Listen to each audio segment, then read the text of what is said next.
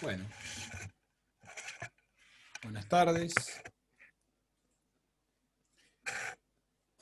Le agradezco al doctor Leandro Giannini la oportunidad de poderme dirigir a ustedes a efectos de poder conversar un rato sobre lo que es el proceso contencioso administrativo y el sistema de justicia administrativa existente en la provincia de Buenos Aires.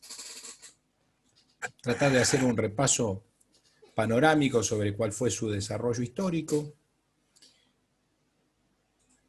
hacer una semblanza acerca de cuál es la estructura judicial que está prevista para atender estos casos, cómo se define un caso contencioso, cuál sería lo que es la competencia en razón de la materia, qué hace que un conflicto sea contencioso administrativo y que no sea civil, laboral, bueno, cuáles son las pretensiones deducibles, cuáles son los presupuestos previstos para asegurar la admisibilidad de la pretensión, algo sobre medidas cautelares, unas nociones muy abuelo rasantes sobre lo que serían las vías procesales. Tema que, en definitiva, Dios mediante, en poco tiempo verán en administrativo segunda parte, en derecho administrativo 2. En la tercera parte de la asignatura. Nosotros, bueno, yo soy adjunto en la comisión titular de la comisión 5 de la cátedra 2 de Derecho Administrativo 2 y nosotros le dedicamos más de la mitad, o casi la mitad del curso, del curso como adjuntos, son una decena de clases, un poco más, a este tema, que vamos a tratar de ver en tan solo una hora y pico de duración, ¿cierto? Así que, insisto, con el agradecimiento al doctor Giannini, con quien nos une una amistad de hace largo tiempo. Hemos sido en algún momento colegas como relatores de la Suprema Corte, y además hemos compartido, bueno, innumerables momentos, y bueno, él siempre tiene esa amabilidad propia del buen amigo de recordarme para poder dirigirme a ustedes en lo que tiene que ver con el sistema de enjuiciamiento administrativo.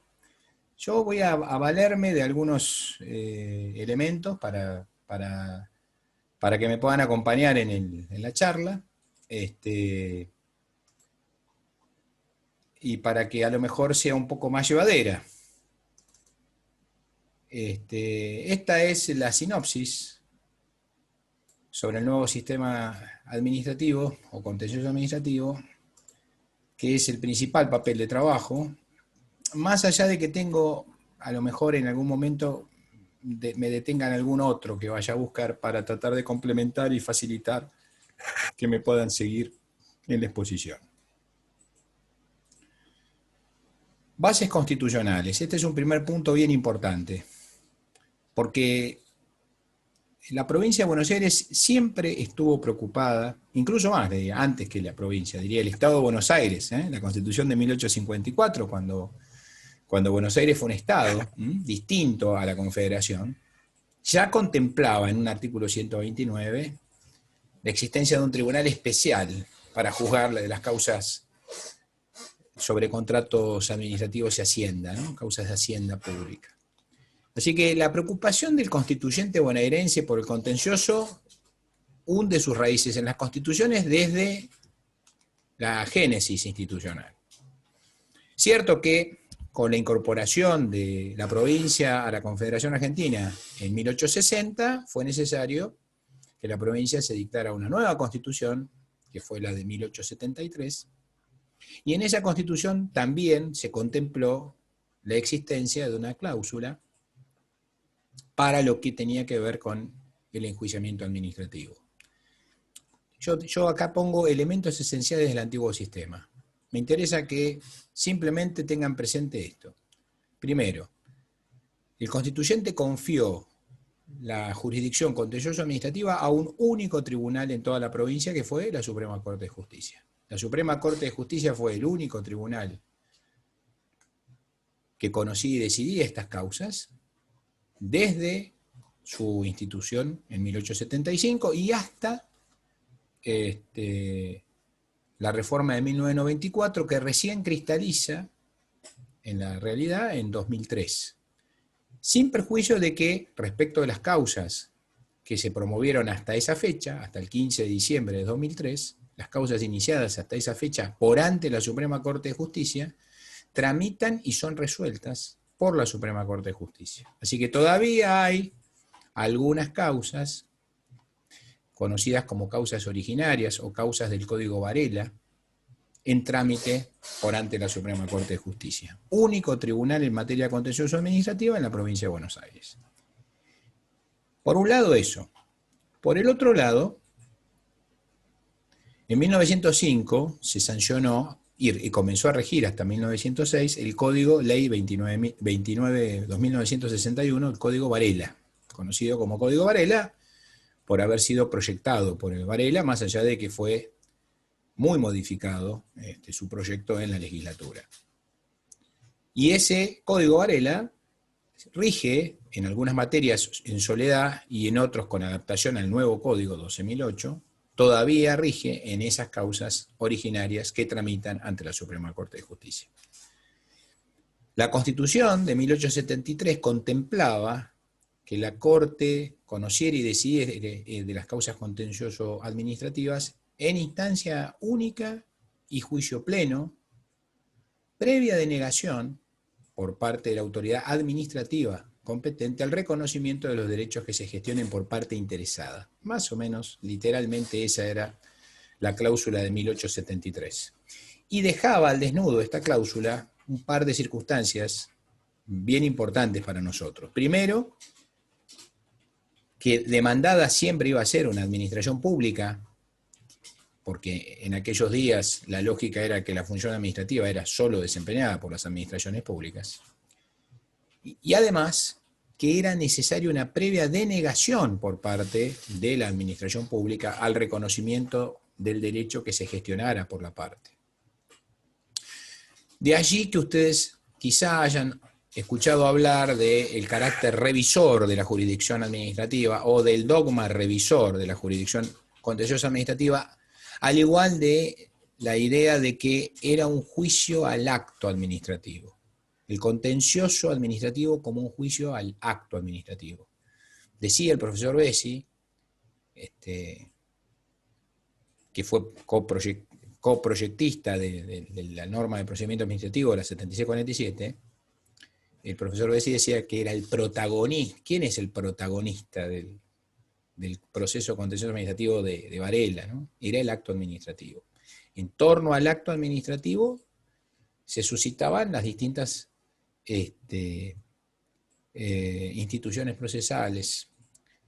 Todo giraba en torno al acto. ¿Eh? Es decir, los presupuestos procesales, las medidas cautelares, el análisis probatorio, la sentencia, todo estaba vinculado a la validez o invalidez del acto. Y tan solo si era inválido, si se declaraba su ilegitimidad, su nulidad, es que podía discutirse de una manera secundaria, subordinada, ¿no es cierto?, haciendo que acumuláramos pretensiones, ¿no? La pretensión de restablecimiento o de reconocimiento del derecho y o la pretensión resarcitoria o indemnizatoria. Así que ya les digo, era un juicio solo ante la Corte y era un juicio en donde lo que hacíamos era revisar, un juicio revisor de actos administrativos.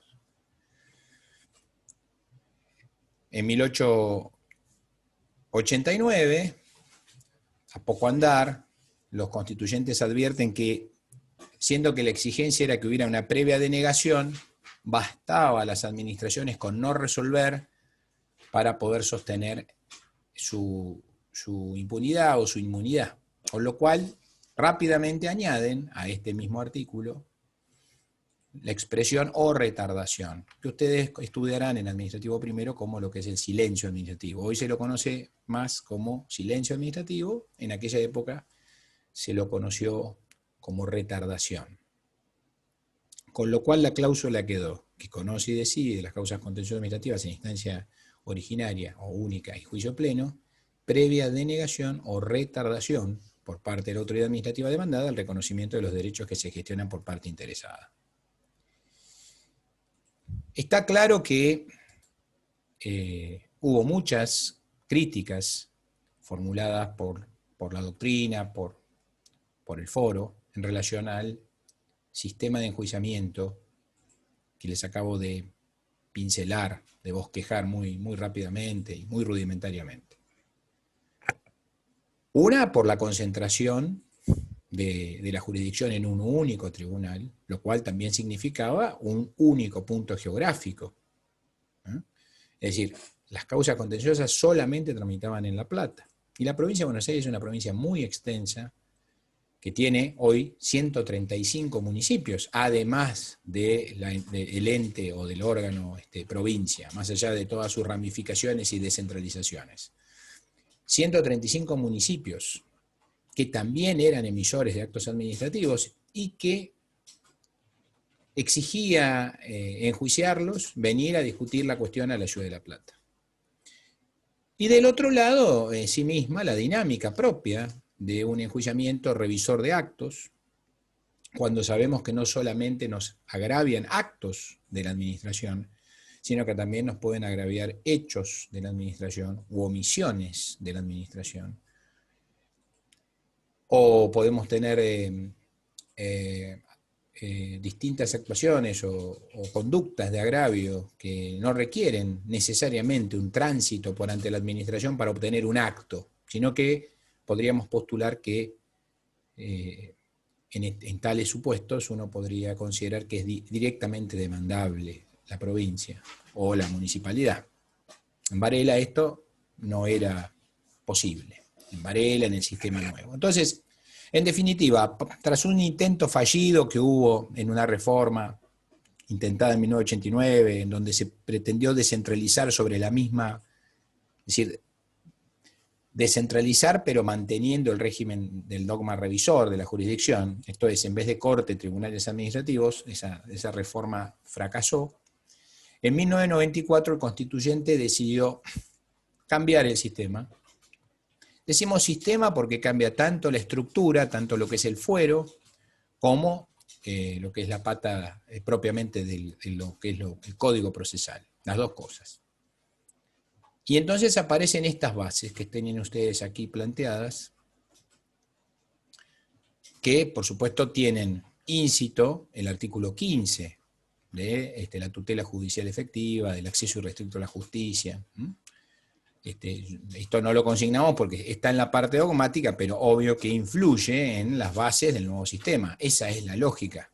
De allí el indubio pro actione, de allí la lógica de la demandabilidad directa cuando ésta sea posible. Bueno, vamos a ver que en este nuevo sistema, por oposición al modelo que acabamos de plantear anterior, aparece la idea de especialización de los magistrados, tribunales administrativos, dirá la Constitución, ya no corte, suprimimos la competencia original de la corte y creamos tribunales administrativos.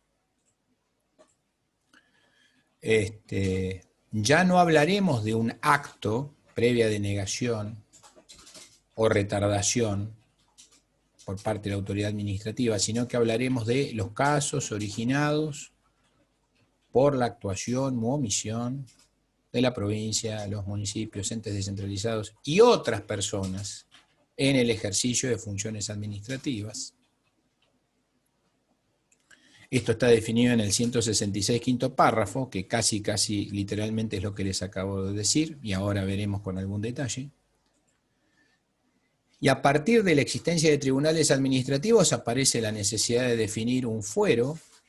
Esto surge tanto del 165 como del 215, y este fuero fue, ahora veremos, definido por una ley, 12.074, ha tenido sucesivas reformas, veremos en un cuadro distinto, que ahora veremos cuando lleguemos, de qué modo está configurado hoy día, y además la existencia de un código procesal, una ley procesal, también referida en el 166, quinto párrafo, y en el 215, cuya entrada a vigencia conjunta establecía el artículo 215, con lo cual el fuero y el código procesal no iban a empezar sino juntos a regir.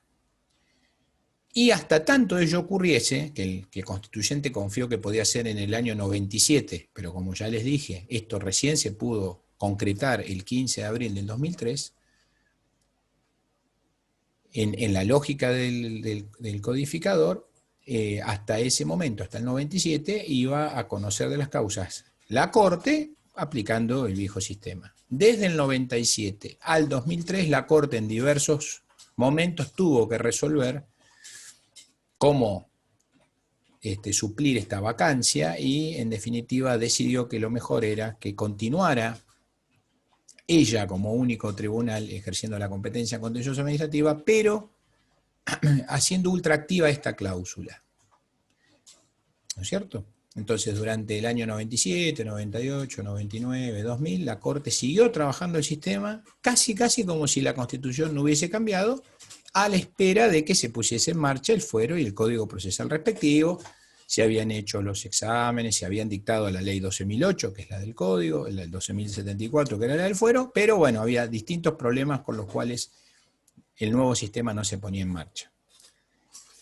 Fue en el año 2002 en que hubo un avance muy importante en una causa que se llamó Consorcio de Gestión Puerto Bahía Blanca, en que la Corte, por vez primera, determina que va a ser operativa la cláusula del 166 quinto párrafo, no el código, que ya estaba sancionado, no el código, porque el código, insisto, debía regir junto al fuero, pero sí hizo operativa la cláusula constitucional y a partir de ahí, en la Corte se empezaron a conocer de casos que ya no eran solo impugnatorios de actos administrativos. Hubo otros. El ejemplo estereotípico es el caso en donde esta doctrina se sentó, que es el Consorcio de Gestión Puerto Bahía Blanca, en donde, para que se den cuenta ustedes lo radical del cambio, quien demandaba era un ente no estatal, que era el Consorcio de Gestión del Puerto, demandaba una empresa privada, que era AM, una empresa holandesa que tenía que llevar adelante el dragado de uno de los canales del río del puerto de Ingeniero White, puerto cerealero, que es una empresa privada. Y la discusión era a propósito de la especificación. AM había firmado un contrato que había que pagar en dólares y sobreviene una normativa que especificaba todas estas operaciones, todas las relaciones jurídicas existentes, cosa que AM no aceptaba y en consecuencia pretendía retirarse sin hacer el dragado. Y eso fue considerado por la Corte, en la medida en que AM había celebrado con el Consorcio de Gestión Puerto Bahía Blanca un contrato administrativo, estaba claro que era de esa naturaleza y que iba a ser incumplido. En ese contexto, la discusión, la medida que se pedía por parte del consorcio para que no se retirara y continuara dragando, quedó comprendida dentro de lo que fue la competencia material del nuevo contencioso. Fíjense que radical fue el cambio en la concepción derivada del nuevo sistema de justicia administrativa. Bueno, insisto, esto daría para mucho más. Nosotros hoy hacemos una semblanza y los esperamos en todo caso cuando aprueben este curso, se anoten si van a cursar y lo veremos con mayor detalle. El fuero contencioso administrativo. Veámoslo muy rápido acá y después vamos a ir a otro documento. El fuero contencioso administrativo, en principio, está estructurado en base a una doble instancia ordinaria. Esto es, hay juzgados en lo contencioso administrativo, por lo menos uno en cada departamento judicial. La competencia de los juzgados es departamental. Departamental. En La Plata tenemos 4. En Mar del Plata, 2. Hay algunos departamentos que tienen más de uno. Pero por lo menos uno en cada departamento judicial. En cambio, las cámaras no son departamentales en su competencia territorial, sino que son, si me permiten ustedes, regionales o dicho de otra manera, cada cámara, en total 4, tienen competencia, cada una de ellas, en más de un departamento judicial. Esto es, la provincia de Buenos Aires tiene una división departamental para la justicia de primera instancia y tiene una división regional, esto es, suma varios departamentos judiciales, para definir la competencia territorial de las cámaras. Ahora vamos a ver qué cosa de la competencia contencioso-administrativa, qué cosa es estrictamente la competencia contencioso-administrativa, cuáles son los casos que quedan comprendidos y excluidos en ella. Está también en esta competencia contencioso-administrativa incorporada la ejecución de los créditos fiscales provinciales de naturaleza tributaria, en el artículo 76 bis. Quedarían también en la competencia de las cámaras de apelación el día de mañana, cuando se pongan en marcha el fuero de ejecuciones tributarias, las decisiones contra las de sentencias de estos juzgados. De estos juzgados no hay ninguno, ni hay atisbo de que esto vaya a suceder en el corto plazo. Pero digamos, tenemos una ley, esta, la 13435, que establece un fuero de ejecuciones tributarias. En el caso de que así se dispusiesen habilitar, quienes conocerán en grado de apelación de las decisiones de los jueces de ejecuciones tributarias, tanto sean tributos provinciales como municipales, en ese caso, hoy en día las cámaras contenciosas solo conocen de tributos provinciales, los tributos municipales los conocen los juzgados, las cámaras en lo civil y comercial, corresponderá a la cámara contenciosa. Y además las cámaras conocen no solo de la competencia contenciosa, no solo de la ejecución de créditos fiscales de naturaleza tributaria, no solo conocerían de los otros créditos tributarios, provinciales o municipales, si se pusiese en marcha el fuero de ejecuciones tributarias, sino que también tienen competencia en amparo cuando el objeto de la impugnación es un acto administrativo, o una omisión administrativa, o una vía de hecho en el ejercicio de funciones administrativas. Esto no es la ley 7166 ya, sino que es la 13928. Pero además, la Cámara no solo tiene competencia apelada, sino que también se le ha atribuido competencia originaria. Esto es, en estos casos que vamos a ver rápidamente, no es que el justiciable tiene que acudir a primera instancia, sino que accede directamente a la Cámara, por recurso directo contra actos de colegios o consejos profesionales. Esto está previsto en el artículo 74, que tenía una formulación que fue descalificada por la Corte en diversos pronunciamientos. Hay un pronunciamiento Colegio de Bioquímicos, hay otro pronunciamiento gianino, con lo cual lo que se exige es un control pleno y no un control circunscripto a la legalidad y sin prueba, como pareciera emerger de la literalidad del artículo 74, y a esa primera excepción a la regla de la doble instancia, que se consideró constitucional, gianino es el caso en donde se analiza este tema, se añadieron luego, a partir de la 13405, las resoluciones del Tribunal de Cuentas y las resoluciones del Tribunal Fiscal. Entonces, permítanme, vamos a tratar de ver rápidamente, no se asusten porque esto es para que lo veamos el día de mañana más tranquilos, pero lo que les decía yo hoy era la competencia, el fuero contencioso. ¿Cuál es la competencia territorial? Bueno, acá tenemos las competencias de las cámaras, acá tenemos cuáles son los juzgados y acá tenemos cuáles son los departamentos judiciales. Entonces, como vemos, por lo menos en cada departamento judicial hay un juez contencioso administrativo, hay algunos que tienen 2 y La Plata 4, y tenemos 4 cámaras, que cada cámara tiene 3 miembros. La Plata, que tiene competencia territorial en Avellaneda, Lanús, Quilmes, La Plata y Lomas. San Martín, que tiene competencia territorial en La Matanza, Mercedes, Moreno, General Rodríguez, Morón, San Isidro, San Martín, Trenquelauquen.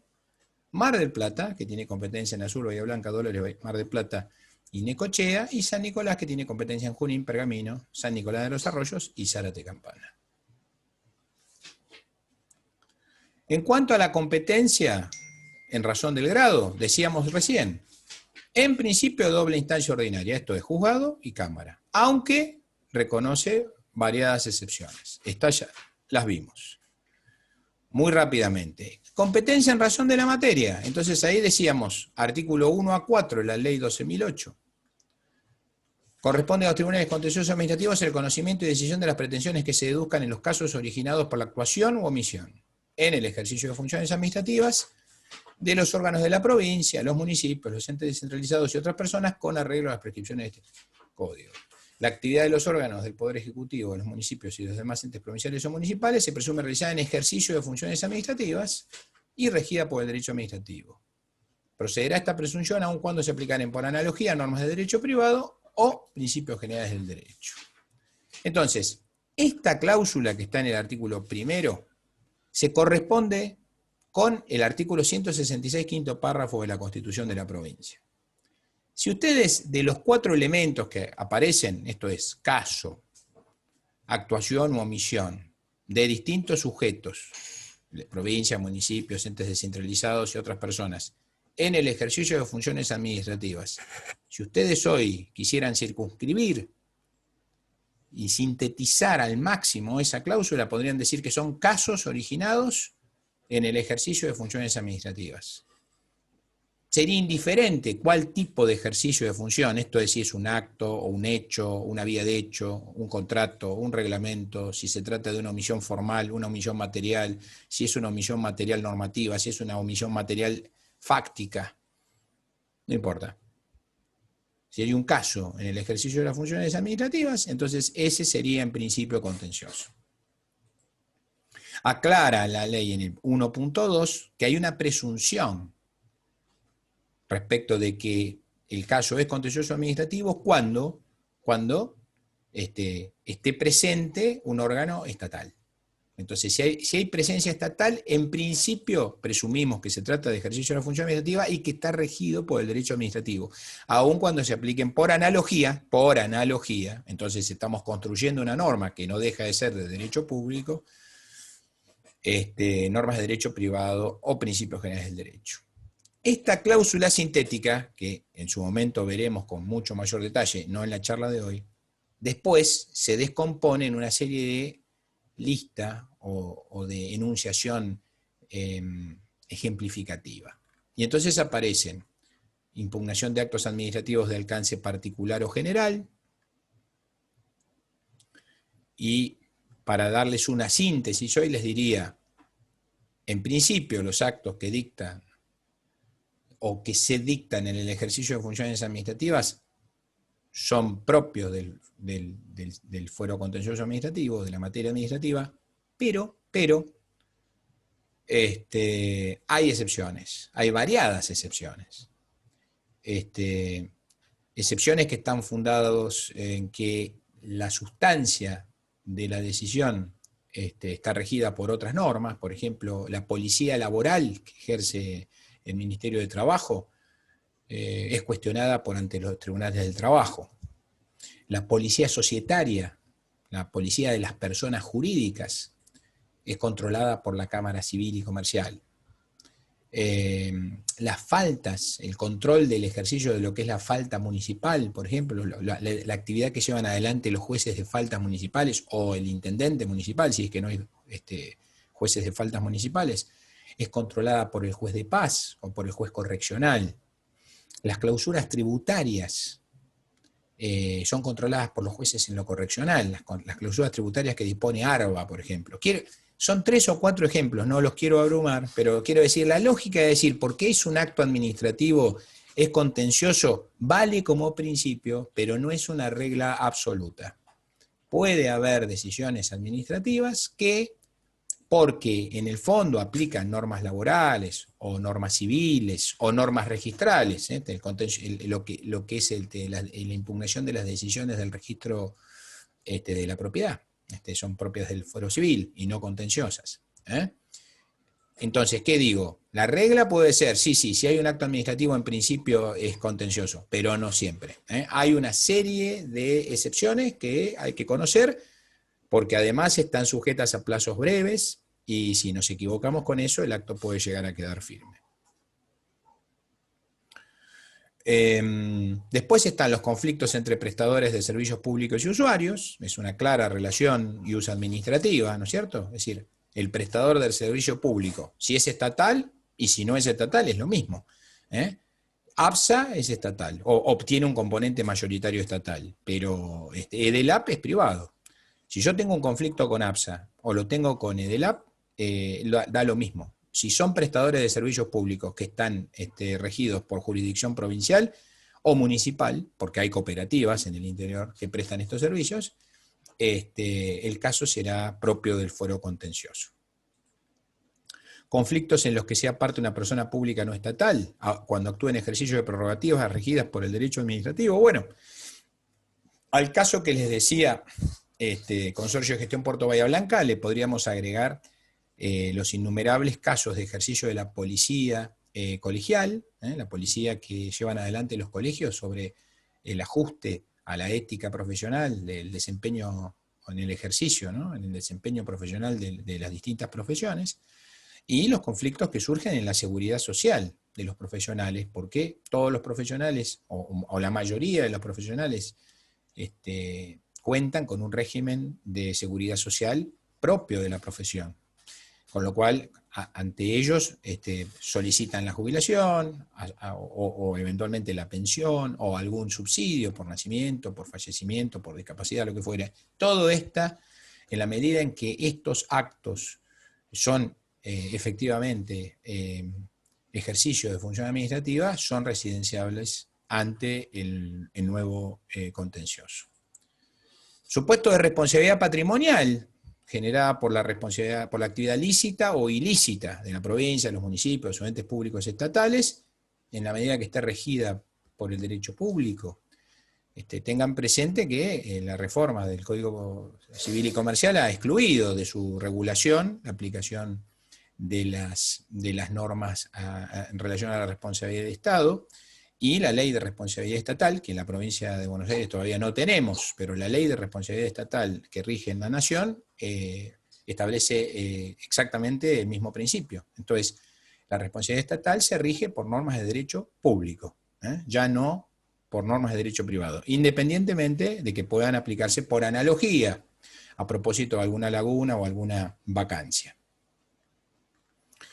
Las relacionadas con aplicación de tributos provinciales o municipales es lo que es conocido como el contencioso tributario. La relación jurídico-tributaria es una típica relación de derecho público y en consecuencia los conflictos o los casos que se originen a propósito de la determinación de impuestos o de la imposición de una multa o de la liquidación de intereses o de la denegación de exenciones, entre otros distintos y numerosos supuestos, son propios del contencioso. Ahora, a tener presente en esto, que si la decisión fuese del Tribunal Fiscal, bueno, estudiarán en su momento en finanzas cuándo es que interviene ARBA y cuándo interviene ARBA, la agencia de recaudación, y cuándo interviene el Tribunal Fiscal en grado de apelación. Bueno, las decisiones del Tribunal Fiscal también son del contencioso, pero no del juez de primera instancia, sino de las cámaras. Acuérdense que es un supuesto de excepción. Las relativas a los contratos administrativos. Bueno, si hay una relación contractual administrativa, los conflictos que se deriven de una relación contractual administrativa serán propios del fuero contencioso administrativo, aunque no de todos los contratos. Entonces acá poníamos ejemplos, los contratos de locación de inmuebles o de compraventa inmobiliaria o de donación de inmuebles son típicos contratos civiles y comerciales y en consecuencia quedan excluidos del ámbito del contencioso. Y también serían contenciosas las causas que pudiesen promover entes públicos estatales en la medida que estuviesen regidas por el derecho administrativo. Acá se ve una nueva consecuencia del nuevo sistema, ¿no? Nosotros habíamos señalado que en principio en el viejo sistema el Estado siempre era demandado, la autoridad administrativa era demandada. Podía darse que en algún supuesto fuese una autoridad administrativa contra otra autoridad administrativa, pero si no, el rol de demandado lo tenía la autoridad administrativa. Si la autoridad administrativa era actora, no iba al contencioso, iba a lo civil. Hoy en día está claro que si hay un caso en ejercicio de una función administrativa, la autoridad administrativa también podría ser actora. Y hoy podría darse, como se dio en aquel consorcio de gestión Puerto Bahía Blanca, podría darse, por darles un ejemplo muy sencillo, que una distribuidora eléctrica como Delap no cumpliese con el contrato en relación a un jardín, o a un hospital, o a un tribunal, o a una comisaría, en cuyo caso, si es que no se pueden poner resolución al conflicto en el ámbito administrativo o en las gestiones previas, podría residenciarse perfectamente en el ámbito del contencioso. El inciso 8 agrega las relacionadas con la ejecución. Ya no es el contencioso tributario, en donde discutíamos la relación sustancial y pública tributaria, sino que acá lo que estamos haciendo es ejecutando el título tributario provincial, lo que ustedes conocen en general se lo conoce como el apremio, ¿no? Y acá poníamos el acento en esto de que en algún momento tendremos, Dios mediante, el fuero de ejecuciones tributarias que está pendiente de instrumentación. Y también agrega las que versen sobre limitaciones al dominio por razones de interés público, servidumbres administrativas y expropiaciones. Consistente con la idea de que las limitaciones a la propiedad privada en el interés público son regidas por el derecho público, tal cual lo establece el Código Civil y Comercial y lo establecía el viejo Código Civil, ahora, tanto los juicios de expropiación como los juicios de servidumbre, como los abandonos expropiatorios, las acciones de retrocesión, bueno, en general los juicios que se derivan de las distintas limitaciones a la propiedad privada en el interés público son propios de la competencia contenciosa, porque no deja de haber una relación ius administrativa, un caso en el ejercicio de funciones administrativas. ¿Cómo cierra este artículo? La enumeración es meramente ejemplificativa, no implica la exclusión del conocimiento por los tribunales contenciosos administrativos de otros casos regidos por el derecho administrativo.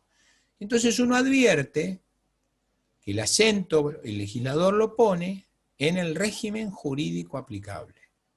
Y esto va a quedar todavía más claro cuando veamos cuáles son los casos excluidos del contencioso en el artículo 4. Ya llegamos. Como esta enumeración es meramente ejemplificativa, nosotros podríamos hacer una enumeración de la competencia contenciosa que emerge de otras normas. Por ejemplo, la defensa jurisdiccional del medio ambiente es contenciosa, las decisiones de la autoridad del agua se impugnan ante el contencioso, la defensa del consumidor y usuario en general, entre los conflictos entre prestadores y servicios y concesionarios de obras públicas y usuarios son contenciosos, la impugnación judicial de sanciones a través de recurso directo también es contenciosa, el habeas data, en la medida en que el dato esté en un archivo público, es contencioso. Los amparos, en la medida en que el juez contencioso resultare sorteado, porque el amparo en primera instancia procede ante cualquier juez, dijimos, ¿no? Entonces está en la 13928. En Cámara, si se trata de cuestionarse el ejercicio de la función administrativa, las cámaras, las únicas cámaras que conocen de esos amparos, de esas apelaciones en amparo, son las contenciosas. Repasamos entonces lo que dijimos en las cámaras. Cámaras tienen competencia apelada en lo contencioso administrativo, en ejecución de créditos fiscales provinciales de naturaleza tributaria, a partir de la puesta en funcionamiento del fuero de ejecuciones tributarias en esas causas, cosa que todavía está pendiente, y en amparo, independientemente del fuero, del órgano que toma intervención o previene, no importa, siempre que el objeto del amparo sea la impugnación de un acto administrativo, de una omisión, de una vía de hecho, y que el recurso haya sido deducido contra una de las tres providencias susceptibles de apelación en ese proceso. Competencia originaria de las cámaras, dijimos hoy, recursos directos contra actos de colegios o consejos profesionales, impugnación de actos del Tribunal Fiscal, impugnación de actos del Tribunal de Cuentas, esto por leyes 13.325 y 13.329, esto por 13.405, impugnación de las resoluciones del registro provincial, impugnación de sanciones de la Dirección de Comercio, impugnación de sanciones en materia pesquera, y hay otras. No, esto es simplemente enunciativo. Entonces, digamos, en definitiva, lo que nos preocupa es decir, todo esto puede ser contencioso, no todo es propio de los jueces de primera instancia, aunque el principio es que hay doble instancia ordinaria. Pero hay excepciones, y es importante que lo tengan presente. Finalmente, para redondear el tema de la competencia, ¿cuáles son casos excluidos? Yo dije, el legislador le puso el acento a que el caso esté regido por el derecho administrativo. Bueno, verán acá que son excluidos del contencioso o no corresponden a la competencia del contencioso las causas en que se encuentran regidas por el derecho privado, por normas o convenios laborales, o las que tramitan mediante los juicios de desalojo, interdictos y pretensiones posesorias. Estas, porque no son propias sustancialmente de derecho público, no aplican sustancialmente derecho público para su resolución y entonces se confían a otros tribunales. Y a ello se agregan los conflictos interadministrativos provinciales que deben ser dirimidos en el ámbito del Poder Ejecutivo. Es decir, un conflicto entre órganos o entre un órgano y un ente provincial no podrían judicializarse. Esto tendría que ser resuelto por el titular político de la administración, por el Poder Ejecutivo, por el gobernador. Y si esto fuese en el seno de un ministerio, por ejemplo un ministerio, y un ente descentralizado que dependiese del propio ministerio, entonces podría ser resuelto por el ministro. Este régimen todavía no ha sido aprobado, pero no hay dudas de que la cuestión se debiera resolver de ese modo. Y excluidas por otras disposiciones, yo algo anticipé cuando hablé de que no todo acto es impugnable en el contencioso, aunque por principio la impugnación de actos administrativos es contenciosa, cuando dije impugnación de sanciones impuestas en materia de faltas provinciales y municipales no son contenciosas. Las impugnaciones de sanciones de clausura y de decomiso en materia tributaria tampoco. La impugnación de observaciones efectuadas por el registro de propiedad tampoco. Las dictadas por la Dirección de Personas Jurídicas en ejercicio de policía societaria tampoco. Las del Ministerio de Trabajo en ejercicio de policía laboral tampoco. La impugnación de la policía notarial tampoco, la impugnación de sanciones en materia de faltas agrarias tampoco, en materia de policía sanitaria tampoco, en materia de establecimientos industriales tampoco, impugnación de sanciones que no tengan régimen específico, bueno, pareciera que tampoco, porque van a parar a otro juez. En general, para simplificar, y si tuviesen interés en leer un poquito más sobre este tema, hay una causa dictada por la Corte, una resolución del 16 de marzo del 2016 en A72779, Transporte Automotor Plaza, que explica con detalle toda esta circunstancia y por qué motivo las cosas son del modo en que estamos planteando. Espero no haberlos agobiado demasiado en esta primera etapa, pero bueno, conozco que tiene su densidad la información. Entonces, avanzamos. Avanzamos con la competencia material, que esto lo hemos visto, y llegamos a las pretensiones. Las pretensiones deducibles en el contencioso. ¿Qué cosas le podríamos pretender ante el juez y contra otro? Siempre que el otro ejerza funciones administrativas, ¿no es cierto? Y que tengamos un caso. Bueno, podríamos impugnar actos de alcance particular o general, podríamos intentar el reconocimiento o el restablecimiento de derechos, podríamos pretender una indemnización de daños y perjuicios o un resarcimiento, podríamos pretender una declaración de certeza, una cesación de vía de hecho, una orden judicial de pronto despacho o amparo por mora, podríamos promover una ejecución tributaria, un apremio, podríamos promover algunas otras, que podrían subsumir en algún supuesto en estas de reconocimiento o restablecimiento, cuando pensamos, por ejemplo, en las limitaciones a la propiedad privada en el interés público. Entonces, las pretensiones, permítanme dirigirme a este cuadro que a lo mejor pueda ser útil. Las pretensiones, en esta tabla intento vincular las pretensiones, los presupuestos procesales y las vías procesales en el nuevo código. Entonces, el código viejo era mucho más sencillo, porque ya decía yo, la pretensión principal siempre era una impugnatoria. Hoy día no necesariamente es así. Con lo cual, ¿qué tenemos? Pretensiones. ¿Cuáles serían? Acabamos de verla. La impugnatoria de actos de alcance particular o general. ¿Qué pretendo yo a través de esto? Pretendo que se declare la invalidez de un acto administrativo o de un acto de alcance general, normativo o no normativo.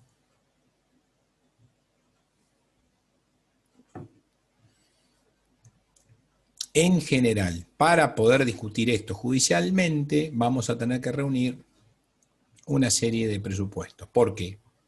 No es impugnable cualquier acto administrativo, sino que hay determinadas condiciones.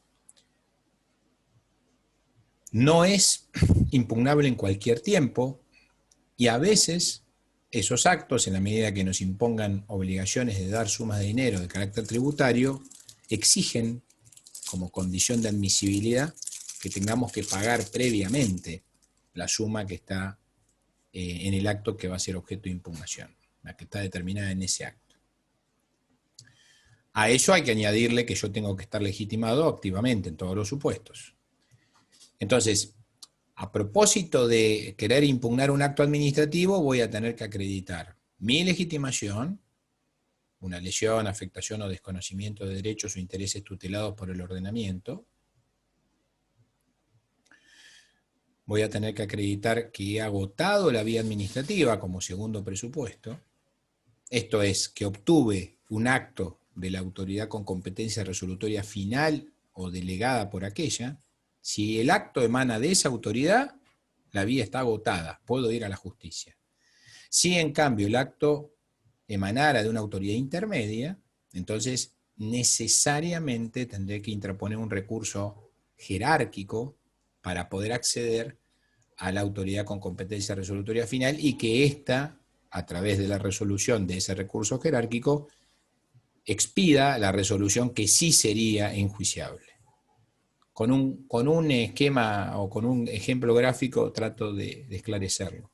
Supongamos que yo pido una licencia, no sé, por razones particulares, que me decide desestimar el director de personal de un ministerio. Entonces ustedes me dicen, bueno, pero ya tiene un acto que le dijeron que no. Y usted dice que tiene derecho a esa licencia. Vaya a la justicia. No, no puedo ir a la justicia. ¿Por qué no puedo ir a la justicia? Porque el acto de un director no compromete la voluntad final de la administración. ¿Qué voluntad compromete a la administración? La voluntad final. ¿Que emiten quiénes? Quien tiene competencia resolutoria final o quien tiene una competencia delegada por aquella. O la tiene el gobernador o la tienen los ministros. Con lo cual la pregunta es, ¿y cómo hago yo? Si un director me dice que no, ¿cómo hago? Bueno, lo que tiene que hacer es agotar la vía. ¿Y cómo lo hace? Interponiendo un recurso jerárquico. El recurso jerárquico contra el acto del director que les denegó una licencia será resuelto por el ministro, y si confirma el no, entonces ahí sí tienen el acto que es enjuiciable. Si en cambio les dieran la razón en sede administrativa, entonces no tendrían necesidad de hacer un juicio o un proceso contencioso. Además de obtener esa decisión, que ya veremos en el curso, tienen variadas excepciones, hay un plazo de caducidad.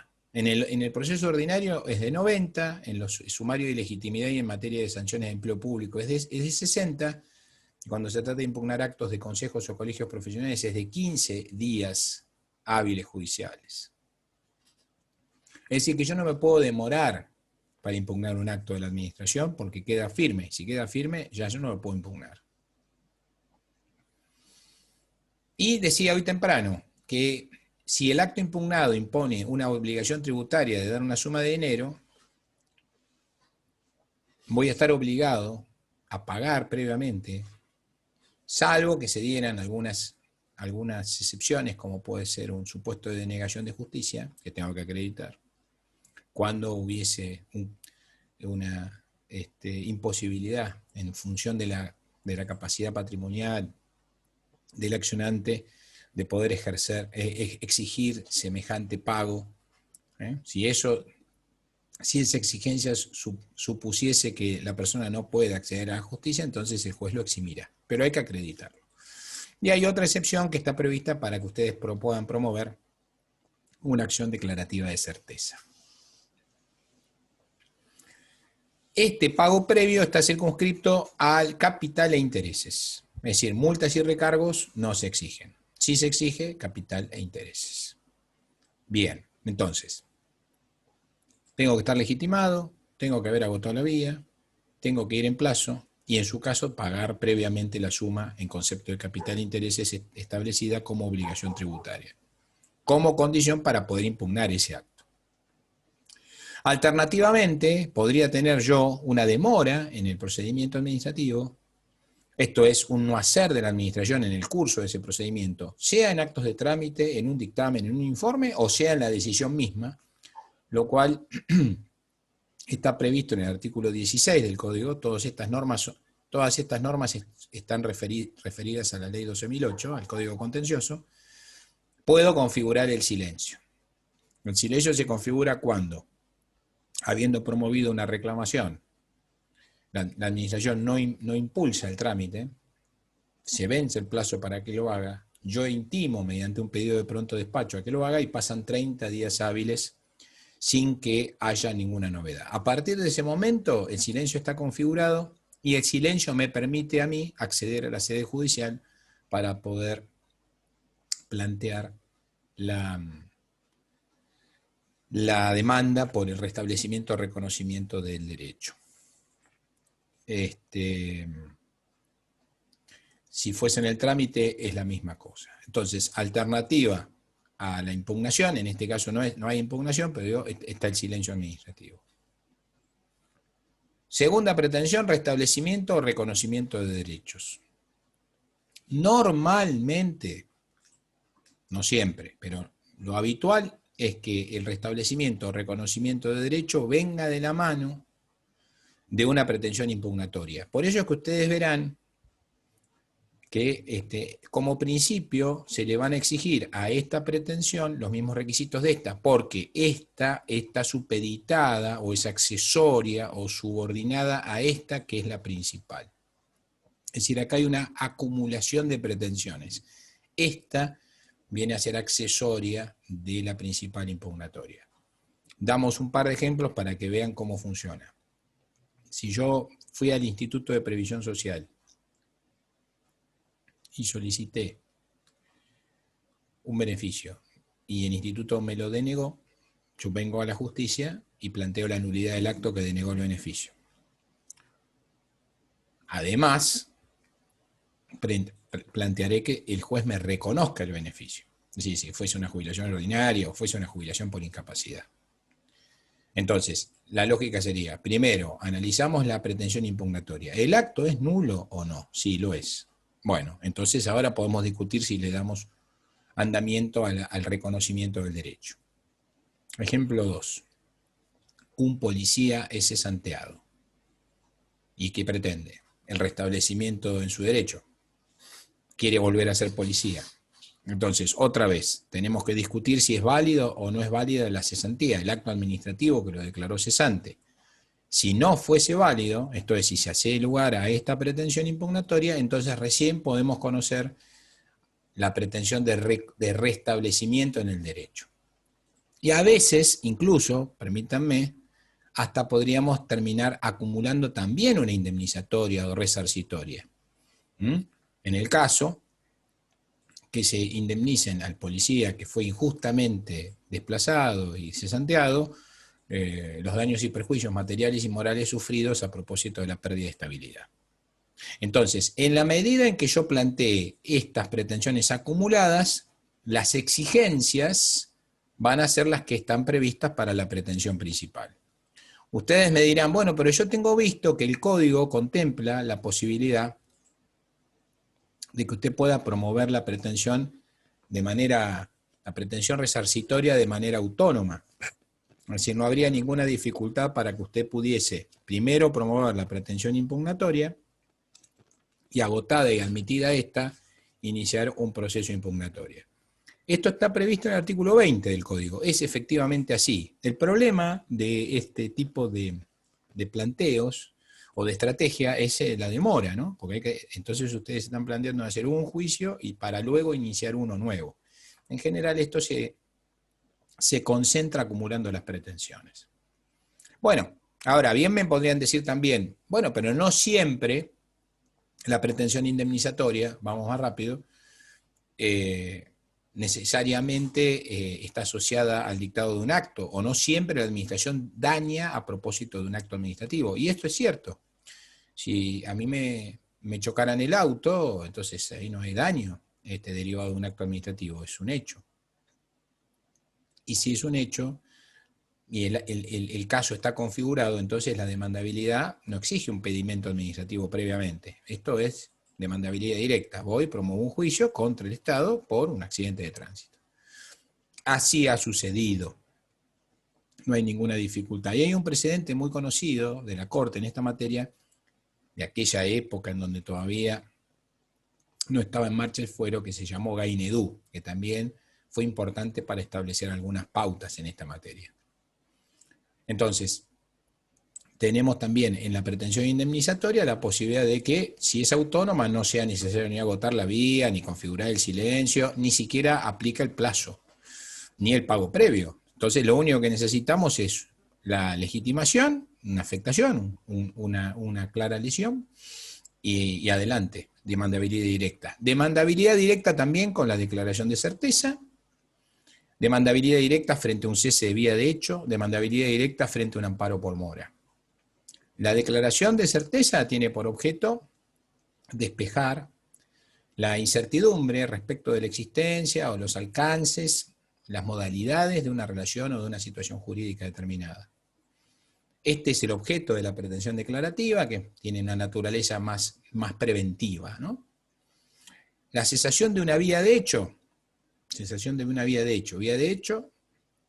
vía de derecho. Son opuestos. La vía de derecho es aquella que se sigue, en donde la administración primero tiene un título para proceder, un título jurídico que justifica su actuación. La vía de hecho se da justamente en el supuesto contrario. Ustedes tienen esto previsto en el 109 de la ley de provincia, de la ley de procedimiento, ¿no? Cuando advertimos que hay un comportamiento material irregular o gravemente irregular a propósito de que la administración no tiene título jurídico que justifique su actuar.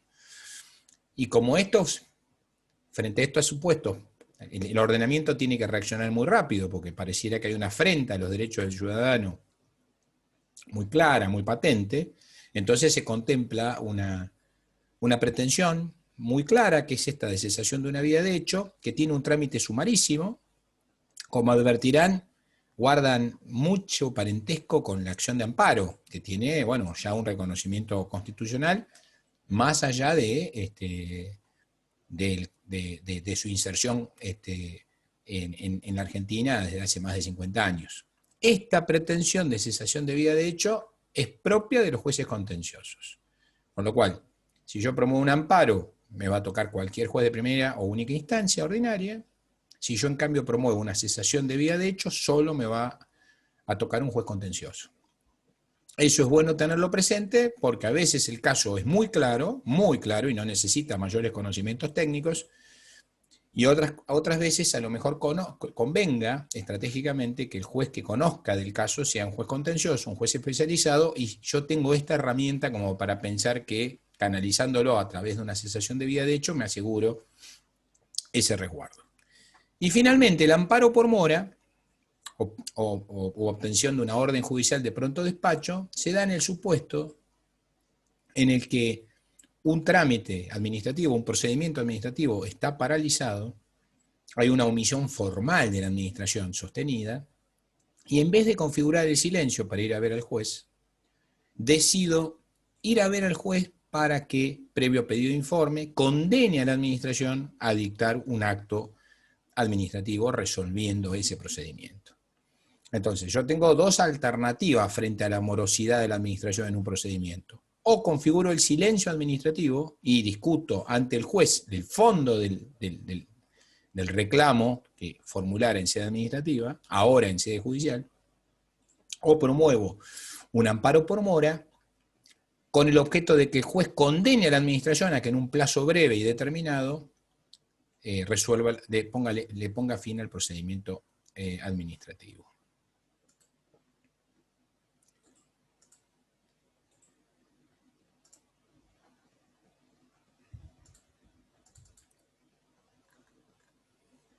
Bueno, después, en cuanto a las medidas cautelares, la evolución fue enorme, porque antes, obvio que si era un proceso revisor de actos administrativos, la única medida cautelar posible era la suspensión de la ejecución del acto, que además exigía un perjuicio irreparable, cosa que era muy difícil de acreditar, por lo cual tuvo poca viabilidad el ejercicio de las cautelares en el ámbito administrativo, en el ámbito contencioso administrativo. Hoy en día, el elenco cautelar previsto en los artículos 22 y siguientes es enorme, es decir, están las cautelares, la cautelar tradicional de la suspensión de la ejecución del acto está en el artículo 25, pero se puede dictar cualquier tipo de medida cautelar, e incluso el legislador contempla expresamente las medidas cautelares de contenido positivo, que son aquellas que tienden a imponerle al demandado una conducta positiva de dar o de hacer, una conducta que no había sido antes habida por el accionante, es decir, no es reponer algo a un estado anterior, no es una medida innovativa ni de no innovar, es mucho más, es ubicar o permitir que a propósito de una medida cautelar se genera una situación de beneficio en donde la demandada está obligada a hacer o dar. Por supuesto que estas medidas cautelares van a exigir más requisitos que los típicos. No solo la verosimilitud del derecho, el peligro de la demora, sino, y en el contencioso se añade uno más en general, que es la no afectación grave del interés público, porque el juez tiene que ponderar esto, y si hubiese una afectación grave del interés público no puede conceder la medida cautelar, pero cuando se trata de medidas cautelares positivas, además de estos tres extremos que les acabo de decir, hay que contemplar la urgencia comprometida en el caso y el perjuicio que la medida puede ocasionar, tanto a la demandada como a terceros y al propio interés público. Se exige, ya más que una verosimilitud, se exige una fuerte probabilidad en la verosimilitud, se extreman los recaudos, porque claro, es mucho más pesado para el demandado el tener que, a título cautelar, atender una situación como la que les estoy planteando. Un ejemplo quizá les sea útil, una causa que además está en la página que nosotros tenemos en la cátedra virtual, si quisieran consultarla, es una causa B larga. La situación de hecho era la siguiente. Un escribano fallece teniendo cónyuge, la esposa y un hijo que había nacido con una discapacidad importante. En su momento no advierten la conveniencia de que la pensión fuese tramitada en favor de la madre y del hijo. Con lo cual, al fallecer la madre y presentarse el hijo a pedir la pensión, la caja de escribanos dice, no, porque pensión no hay. Fíjense, ¿no? Gravemente discapacitado. Y entonces la idea no era pensión, era que él había tenido legitimación, porque tenía vocación pensionaria, para ser pensionado en paralelo a la madre, hasta por mitades, y después podría haber acrecido a la muerte de su madre. Esto no se resolvió en el ámbito administrativo y terminó en el ámbito judicial. Y en el ámbito judicial, una persona que no tiene cómo valerse, se encuentra de golpe sin ningún tipo de ingreso, cuando era claro que en su condición de hijo discapacitado desde chico, tenía vocación pensionaria. Con lo cual se encontraron todos los presupuestos reunidos para poder disponer a título cautelar que la caja pagara durante la sustanciación del pleito una jubilación.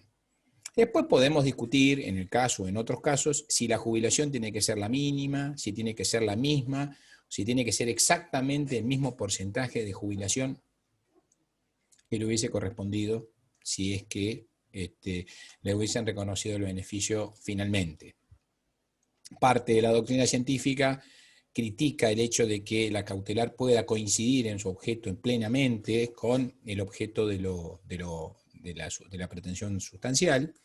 En este caso, ni aún en ese supuesto sería una dificultad porque todo tiene reversibilidad, ¿no es cierto? Es decir, en definitiva, si uno rechaza la demanda, tendrán que devolver las sumas que se cobraron indebidamente, digamos. No habría un problema en ello. Pero como hay parte de la doctrina que sostiene esto, hay veces que los jueces son prudentes y reconocen un beneficio previsional y reconocen la posibilidad de tener la obra social, pero no reconocen el beneficio que, en su extensión, digo, se corresponde exactamente con el que podría corresponderle al accionante de tener derecho en definitiva.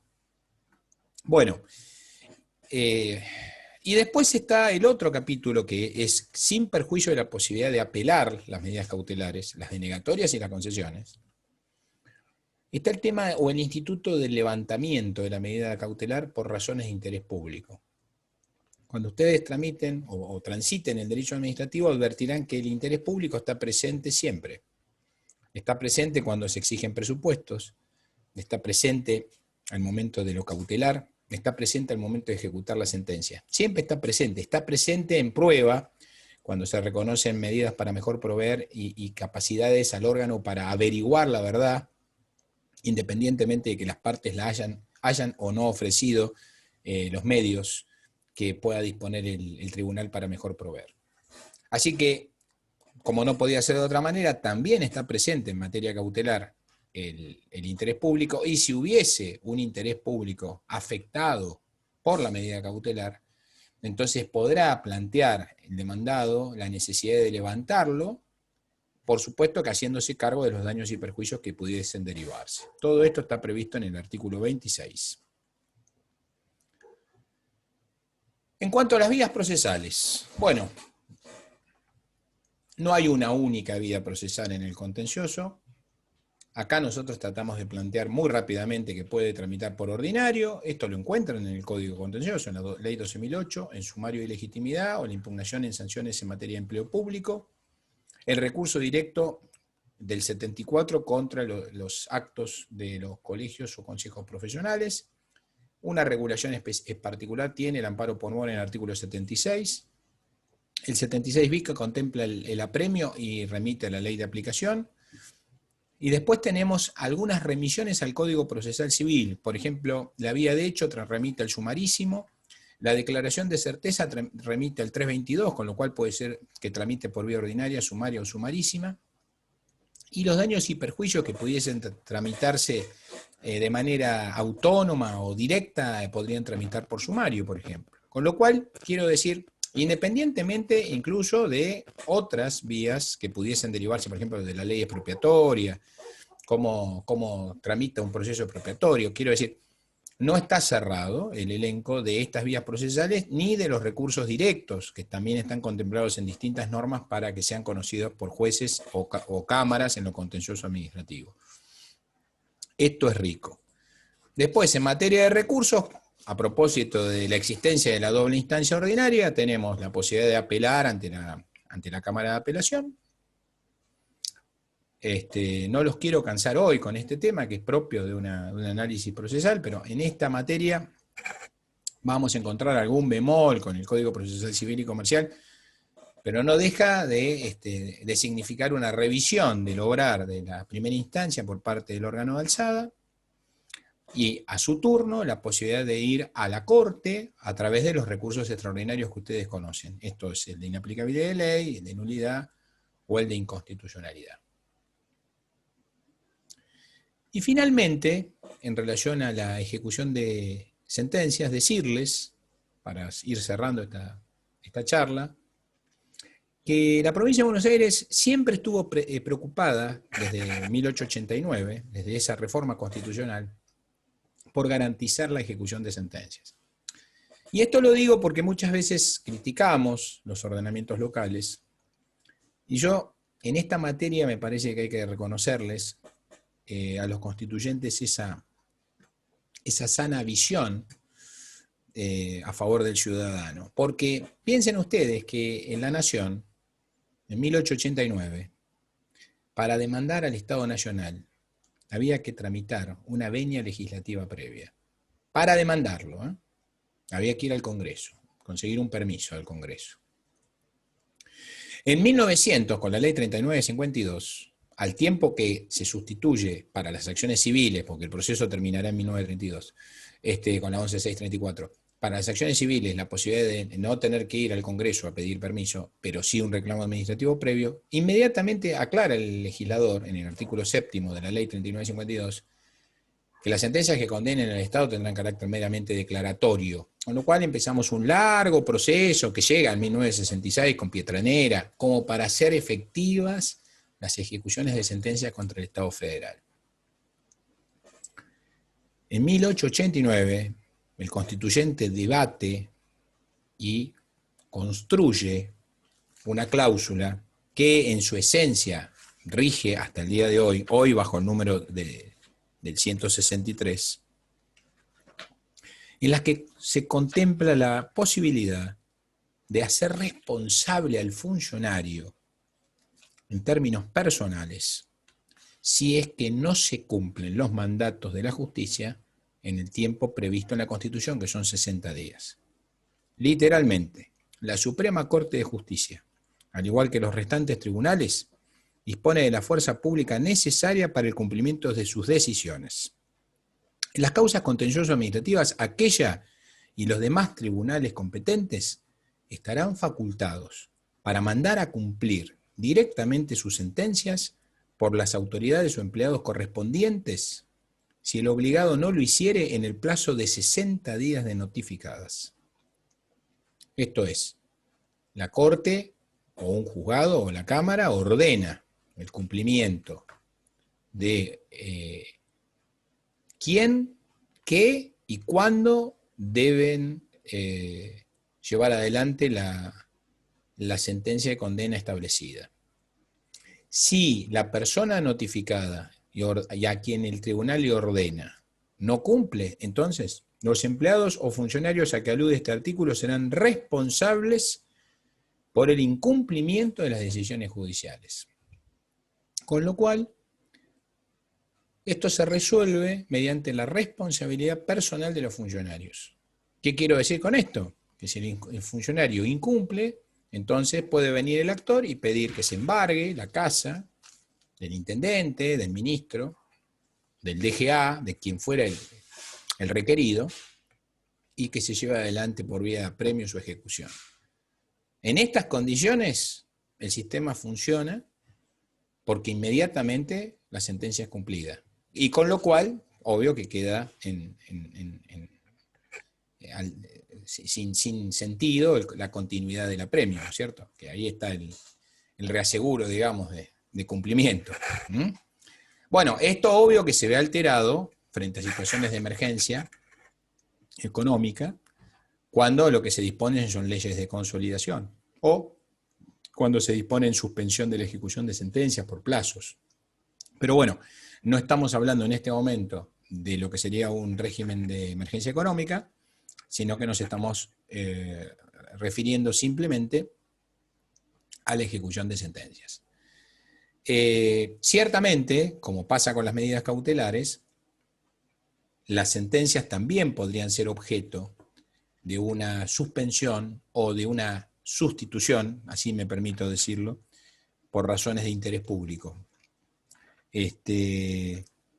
Porque en tales casos, que planteará la demandada la imposibilidad o la inconveniencia del cumplimiento a propósito de una grave afectación del interés público, y tras la sustanciación con la actora, el juez tomará la decisión de suspender o no suspender. Muchas veces las situaciones pueden ser complejas desde el punto de vista de la afectación del interés público. Supongan ustedes el caso de un docente que ha sido cesanteado teniendo casi 50 años y que la sustanciación procesal llevó 8 o 9 años. Cuando el juicio termina, este hombre tiene casi, o esta mujer, tiene casi 69 años, 68 años. No es posible que vuelva a estar al cuidado de chicos, a lo mejor. Está excedido en el tiempo. Y esto no ha sido querido por nadie. Bueno, pero esto es una situación de hecho. Entonces, en ese caso, el restablecimiento del derecho, que sería soñado, si es que la justicia pudiese resolver de un día para el otro el caso, está complicada a propósito de el transcurrir. El transcurrir del tiempo tiene sus efectos. Lo mismo sucedería si el oferente desplazado tiene razón en un pleito, pero resulta que al tiempo que se termina el pleito, el hospital ya está construido. Nadie va a disponer la demolición del hospital para que el oferente desplazado pueda realizar la obra. Entonces, en todo caso, habrá que discutir de qué manera se pueden resarcir los perjuicios que haya padecido a propósito de haber quedado desplazado ilegítimamente. Lo mismo podría suceder si un municipio fuese condenado al pago de una suma muy importante de dinero y que esa suma importante de dinero pudiese, de pagarse de una sola vez, generar un perjuicio al interés público.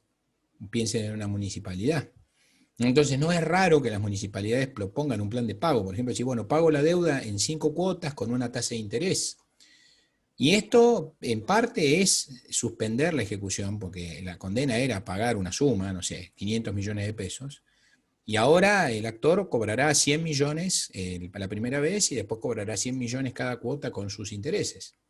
Ahora, el interés público lo exige. Esto está previsto en el código.